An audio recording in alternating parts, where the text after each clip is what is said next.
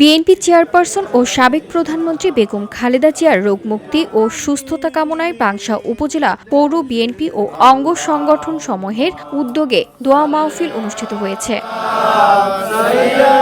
রবিবার বাদ জোহর পাংশা থানা মোড়ে উপজেলা ও পৌর বিএনপির কার্যালয়ে এই দোয়া মাহফিলের আয়োজন করা হয়।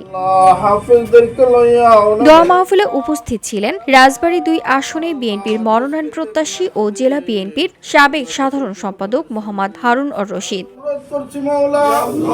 পাংশা উপজেলা বিএনপির যুগ্ম সাধারণ সম্পাদক মোহাম্মদ হাফিজুর রহমান, সাংগঠনিক সম্পাদক মোহাম্মদ শামসুল আলম আকুল। এছাড়াও উপস্থিত ছিলেন রাজবাড়ী জেলা স্বেচ্ছাসেবক দলের সদস্য সচিব মোহাম্মদ তুহিনুর রহমান সহ উপজেলা ও ইউনিয়ন বিএনপি এবং অঙ্গ সহযোগী সংগঠনের নেতাকর্মীরা।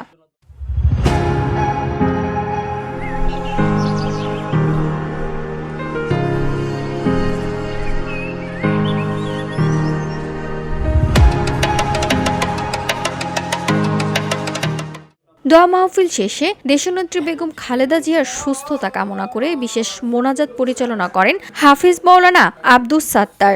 দোয়া মাহফিলের পূর্বে স্থানীয় মাদ্রাসার শিক্ষার্থীরা এক পারা পবিত্র কোরআন খতম করেন এবং বেগম খালেদা জিয়ার সুস্থতার জন্য প্রার্থনা করেন। VOD Bangla news desk.